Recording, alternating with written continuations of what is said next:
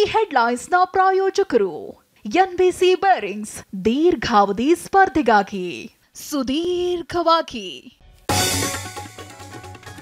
ಗಾಂಧೀಜಿ ಕೊಂದ ಕೀರ್ತಿ ಬಿಜೆಪಿಯವರಿಗೆ ಇದೆ. ಬಡವರನ್ನ ಬಾವಿಗೆ ತಳ್ಳಿ ಯಾಕೆ ಆಳ ನೋಡ್ತೀರಾ? ಈಶ್ವರಪ್ಪ ವಿರುದ್ಧ ಡಿಕೆ ಸುರೇಶ್ ಕೌಂಟರ್ ಅಟ್ಯಾಕ್.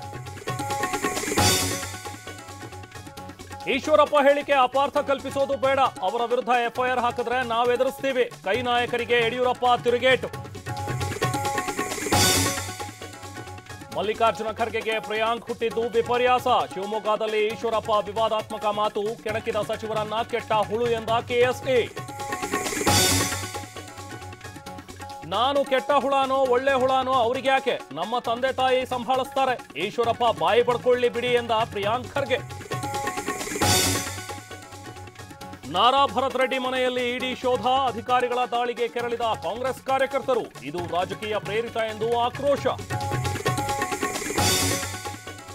ಕಾರವಾರದಲ್ಲಿ ಅನಂತಕುಮಾರ್ ಹೆಗಡೆ ವಿರುದ್ಧ ಅಸಮಾಧಾನ. ಜಿಲ್ಲಾ ಪದಾಧಿಕಾರಿಗಳ ನೇಮಕಾತಿಯಲ್ಲಿ ಕಿತ್ತಾಟ. ರೂಪಾಲಿ ನಾಯಕ್ ಕಾಗೇರಿ ಮೇಲುಗೈ. ರಾಮ ಮಂದಿರ ನಿರ್ಮಾಣ ದೇಶಕ್ಕೆ ಹೆಮ್ಮೆಯ ವಿಚಾರ. ಅಭೂತಪೂರ್ವ ಕ್ಷಣಕ್ಕೆ ನಾನೂ ಸಾಕ್ಷಿಯಾಗಿದ್ದೇನೆ. ಮೋದಿ ಶ್ರಮ ಶ್ಲಾಘಿಸಿದ ದೇವೇಗೌಡ.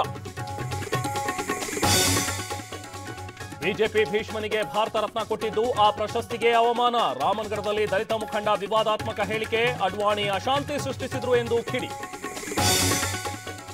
ಜ್ಞಾನವ್ಯಾಪಿ ಮಸೀದಿಯಲ್ಲಿ ಪೂಜೆಗೆ ಅವಕಾಶ ನೀಡಿದ್ದಕ್ಕೆ ಆಕ್ರೋಶ. ಶಿವಮೊಗ್ಗದಲ್ಲಿ ಎಸ್ಡಿಪಿಐ ಪ್ರತಿಭಟನೆ. ನಾವು ಟಿಪ್ಪು ವೀರನ ಮಕ್ಕಳು ಎಂದು ಘೋಷಣೆ.